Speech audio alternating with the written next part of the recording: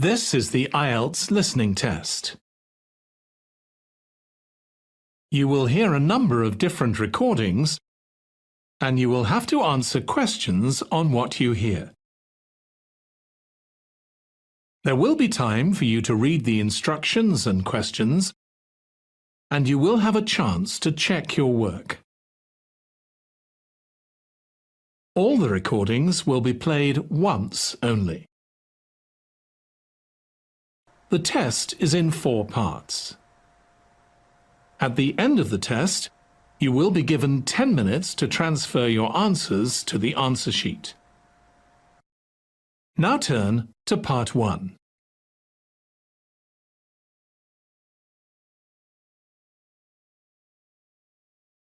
You will hear a conversation between an IELTS candidate and an IELTS administrator.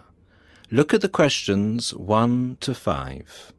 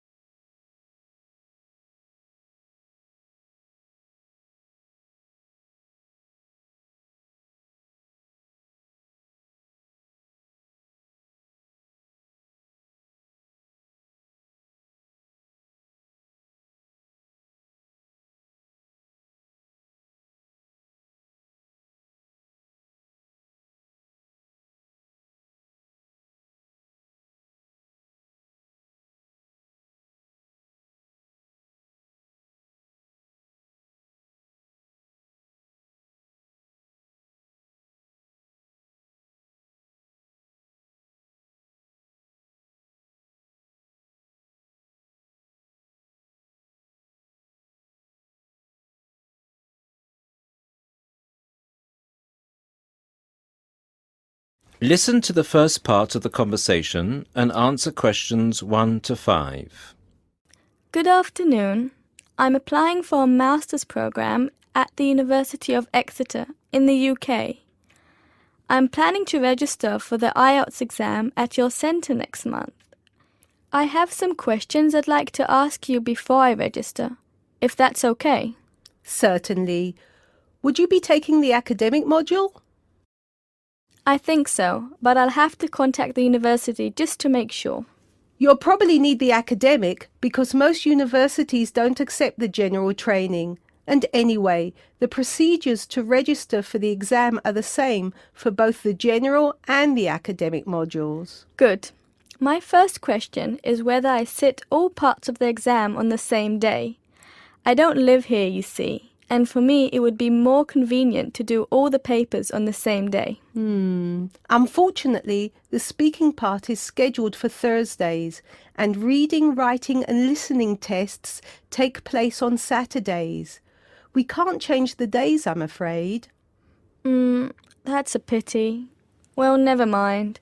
What sort of documents do I need to bring in order to register? You'll have to fill in the IELTS application form and bring an ID, a copy of your ID, and 2 passport-size photos on a white background. Will any ID do? We only accept original passports and national IDs. That's good to know. Did you say that reading, writing and listening are scheduled for Saturday? That's right. Will I get a break in between the papers? I'm afraid there aren't any breaks between the papers. Each paper takes an hour to complete, so it's 3 hours straight through.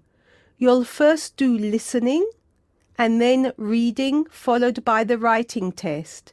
This is a standard requirement from Cambridge. Now look at the questions 6 to 10.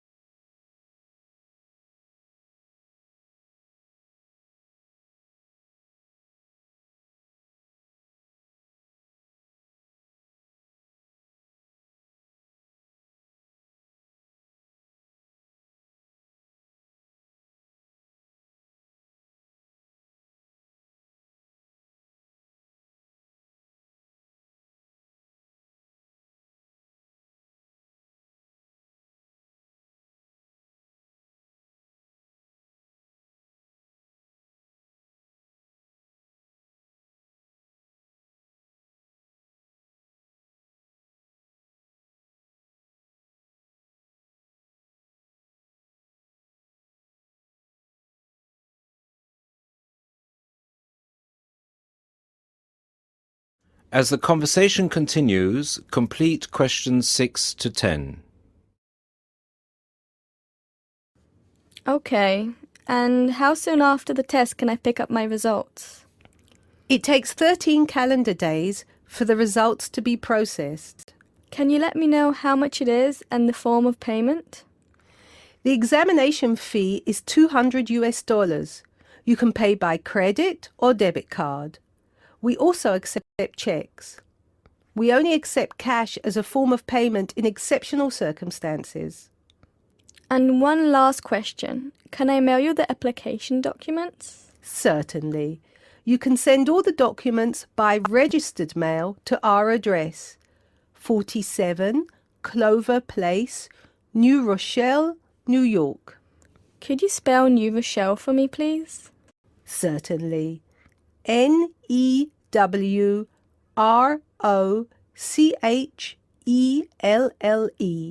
Could I have the zip code as well? Sure.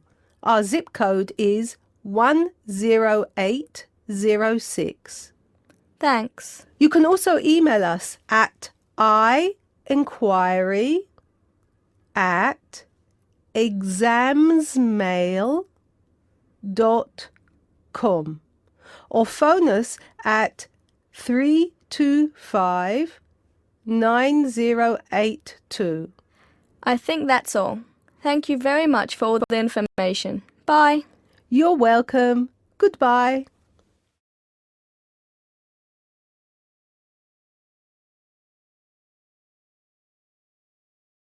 That is the end of part 1.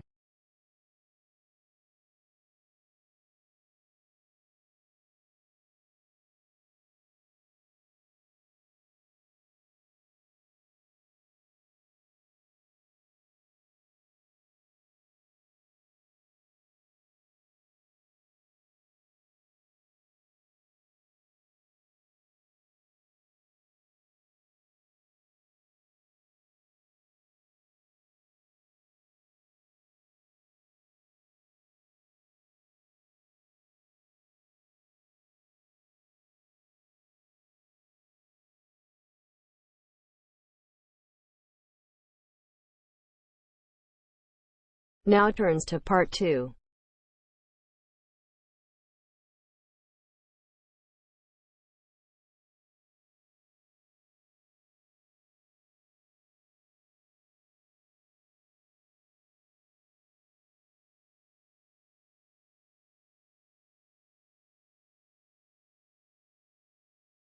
You are going to hear a news broadcast about proposed developments in a local area and about a local college.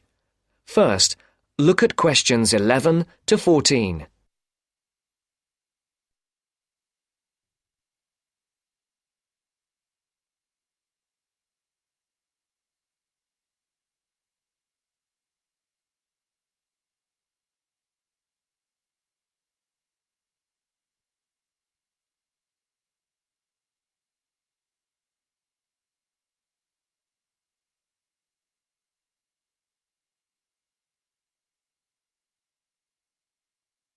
Listen carefully and decide which 4 planned developments are mentioned. And now for our main headlines on Southern local news for today. First of all, the report relating to the proposed motorway and other developments around the village of Tartlesbury was published this morning. And, as has been expected, it has created quite a lot of interest. The new motorway will pass along the north side of the village, crossing the River Team less than half a kilometre from the well-known beauty spot, Streve Ford, to the northeast of the village. The motorway will cut the village off from the ford, where many children play. But that is not the end of it. There are also plans to build 1,000 houses on farmland west of the village. And on top of that, there are proposals to build an industrial estate for new technology companies on the site of the old steelworks on the edge of the village.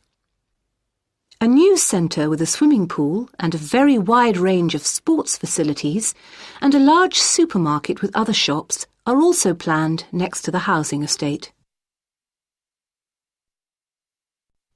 Before the broadcast continues, look at questions 15 to 20.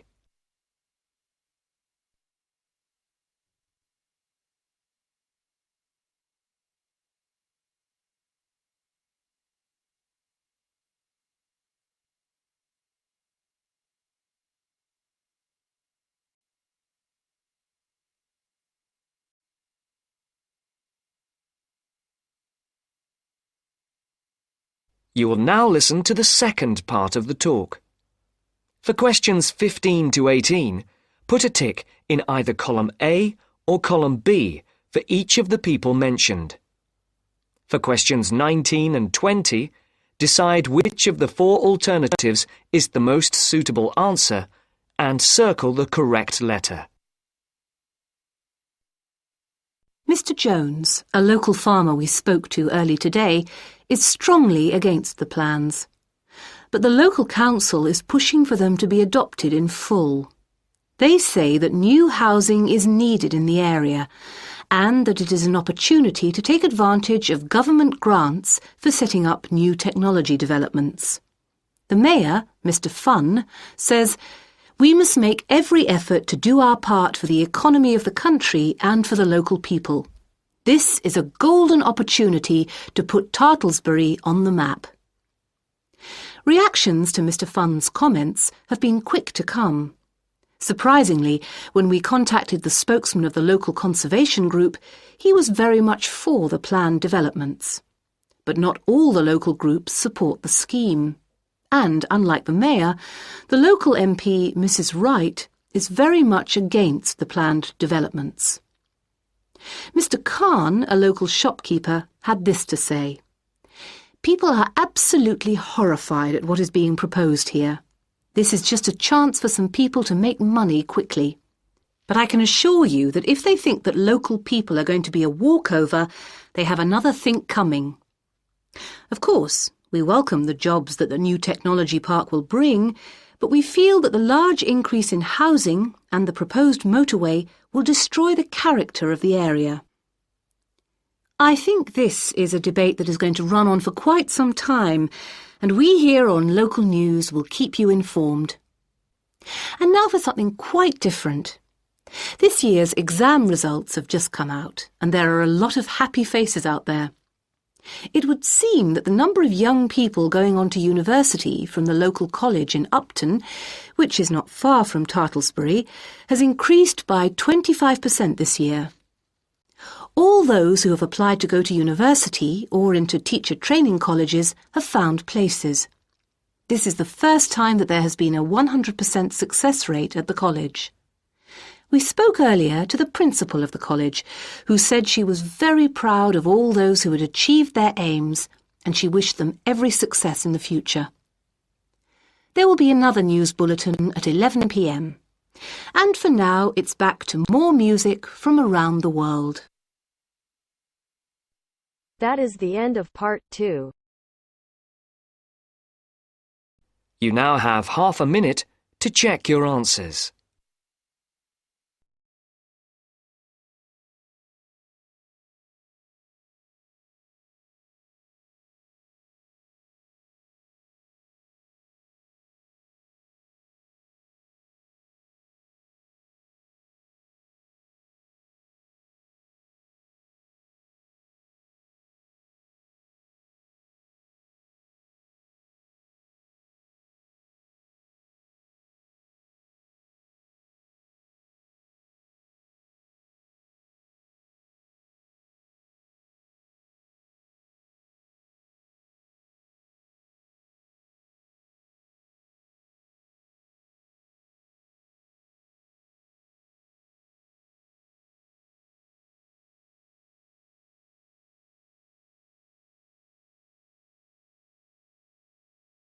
Now turns to part 3.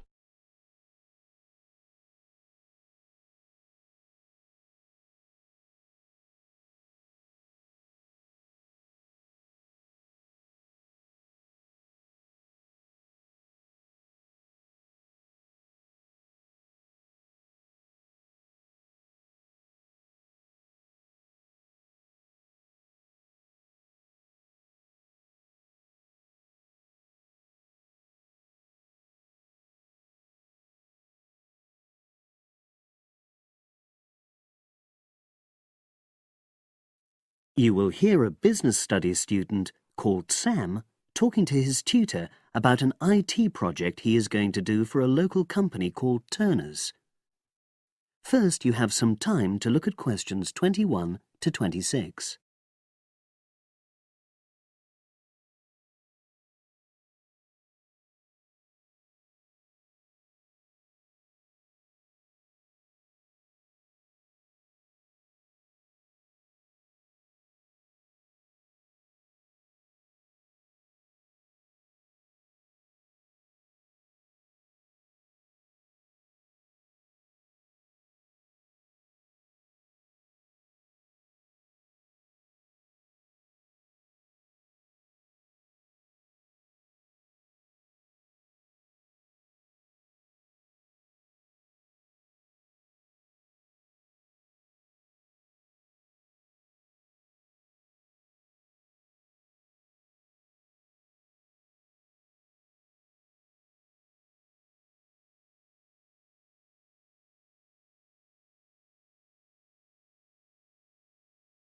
Now listen and answer questions 21 to 26.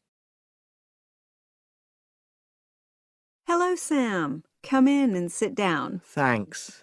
You're here to discuss your company-based IT project, aren't you? Yes, I've been to see the manager and he's given me a lot of ideas about projects that the company would find useful, but I wanted to ask your opinion about them before I choose one. Yes, that's fine.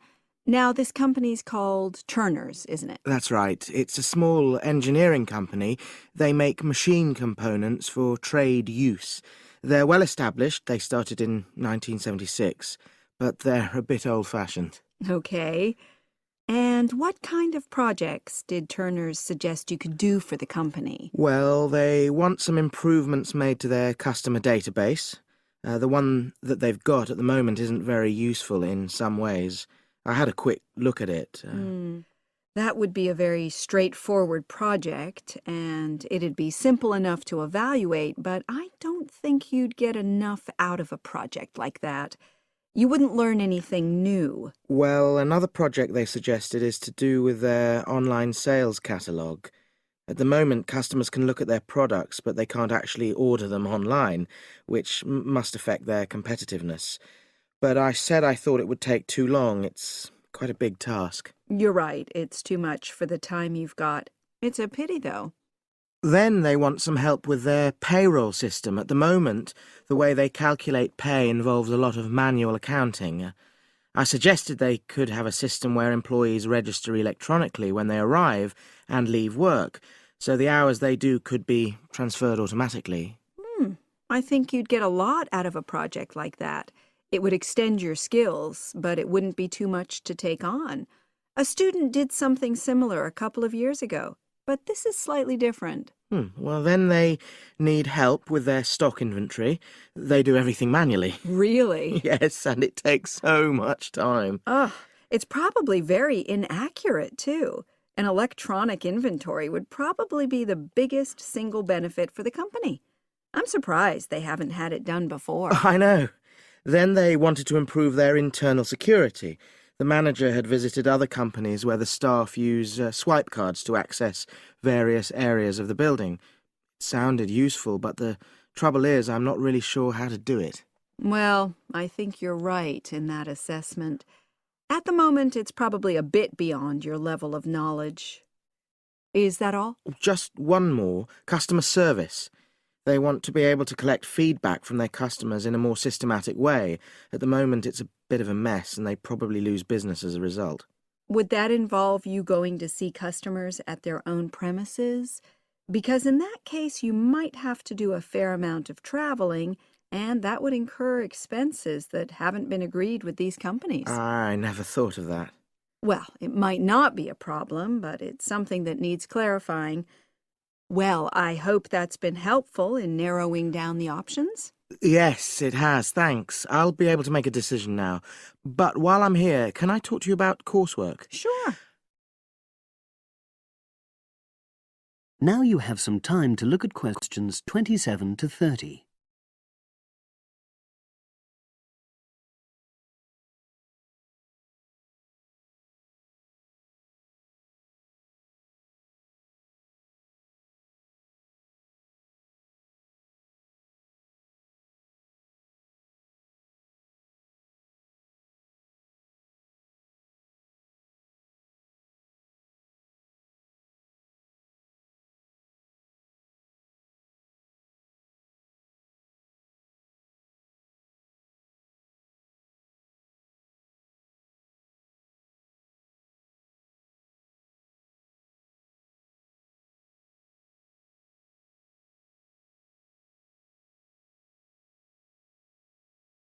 Now listen and answer questions 27 to 30.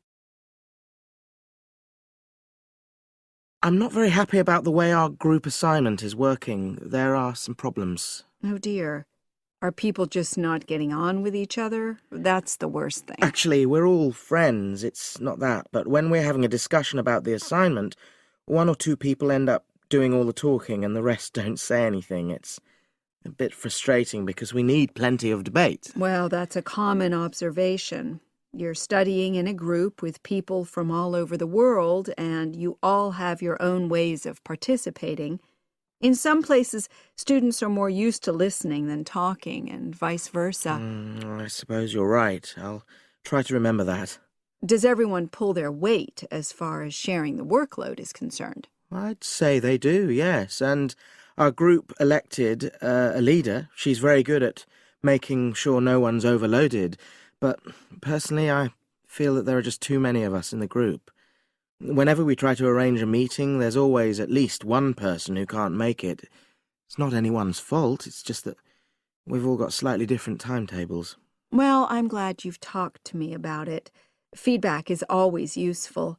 Is there anything else you're concerned about? There are a couple of problems with lecturers that all the students are talking about.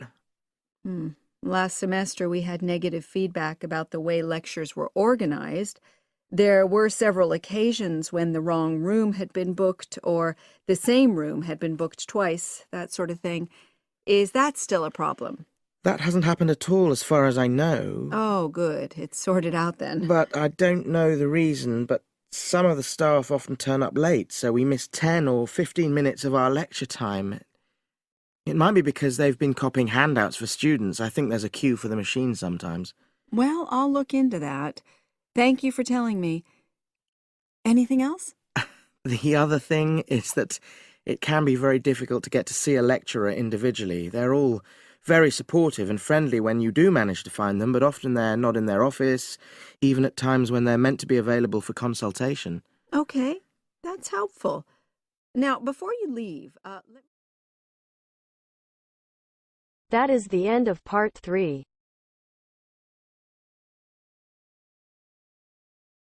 You now have half a minute to check your answers.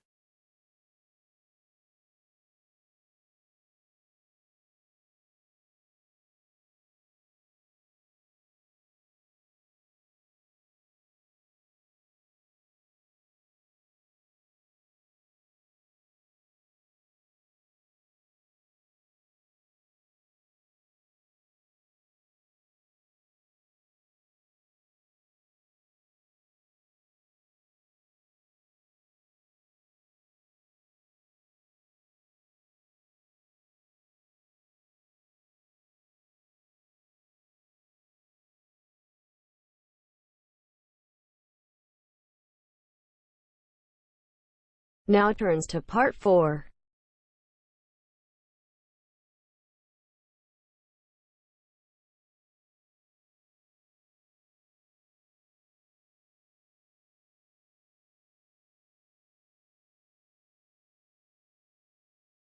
First, you have some time to look at questions 31 to 40.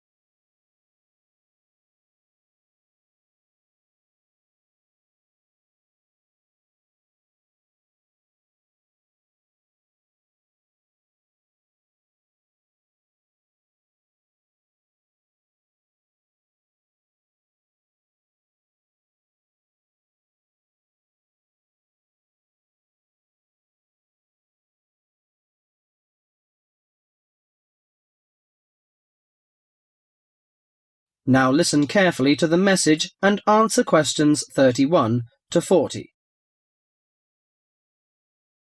Good morning, ladies and gentlemen. Today I'm going to introduce to you a special age in Britain, the Iron Age. People at that time, you may be surprised to hear that, seem close to the men and women of today, because archaeologists discovered that they tried to vary their diet, improve their homes, and follow fashions. The period known as the Iron Age lasted in Britain for about 800 years, from 750 BC to 43 AD. There had been several dramatic changes by the end of the Iron Age, including coinage, wheel-thrown pottery, etc. People had started to live in larger and more settled communities. Furthermore, because of the differences in climate and geography, someone living in Yorkshire or Ireland would have eaten different food, worn different clothing, and lived in different housing conditions from someone living in southern Britain. Caesar commented that Britain was a land of small farms, and this has been proven by the archaeological evidence. Since Iron Age society was primarily agricultural, it is safe to presume that the daily routine would have revolved around the maintenance of the crops and livestock. Small farmsteads were tended by and would have supported isolated communities of family or extended family size. They produced enough to live on and a little extra to exchange for commodities that the farmers were unable to provide for themselves. For those farms, harvested crops were stored in either granaries that were raised from the ground on posts or in bell-shaped pits 2 to 3 meters deep. Some 4,500 of these storage pits have been found within the hill fort interior at Danebury in Hampshire, and if they were all used to store crops, this would have essentially made the site one large fortified granary. Although the archaeological evidence shows that cattle and sheep would have been the most common farm animals, it is known that pigs were also kept. The animals would have aided the family, not only with heavy farm labour in the case of the cattle, such as the ploughing of crop fields, but also as a valuable form of wool or hide and food products. Horses and dogs are also observed in the archaeological evidence from both faunal remains and artefacts. Horses were used for pulling 2- or 4-wheeled vehicles, carts, chariots, while dogs would have assisted in the herding of the livestock and hunting. Besides agriculture and stock raising, the architecture in Iron Age is also worth mentioning. A very well-preserved settlement has been discovered at the site of Chichester in Cornwall. It was made up of individual houses of stone, with garden plots. In Wessex, the typical building on a settlement would have been the large round house. All of the domestic life would have occurred within this. The main frame of the roundhouse would have been made of upright timbers, which were interwoven with coppiced wood, usually hazel, oak, ash, or pollarded willow, to make wattle walls. This was then covered with a daub made of clay, soil, straw, and animal manure that would weatherproof the house. The roof was constructed from large timbers and densely thatched. The main focus of the interior of the house was the central open hearth fire. This was the heart of the house to provide cooked food, warmth, and light. Because its importance within the domestic sphere, the fire would have been maintained 24 hours a day. Beside the fire may have stood a pair of fire dogs, such as those found at Baldock in Herefordshire, or suspended above it a bronze cauldron held up by a tripod and attached with an adjustable chain. The ordinary basic cooking pots would have been made by hand, from the local clay, and came in varying rounded shapes, occasionally with simple incised decorations. As for eating, bread would have been an important part of any meal, and was made from wheat and barley. The dough would have then been baked in a simple clay-domed oven, of which evidence has been found in Iron Age houses. The barley and rye could also have been made into a kind of porridge. In addition to this, the grain was also fermented to make beer, and the surface foam that formed was scraped off and used in the bread-making process. The interior of the house was an ideal place for the drying and preservation of food. Smoke and heat from the constant fire would have smoked meat and fish, and would have dried herbs and other plants perfectly. Salt was another means of preserving meat for the cold winter months, but this was a commodity that could not be made at a typical settlement. Well, you can see that Iron Age people lived a decent life, didn't they? I'm going to introduce their culture and leisure time next time. Thank you. That is the end of part 4.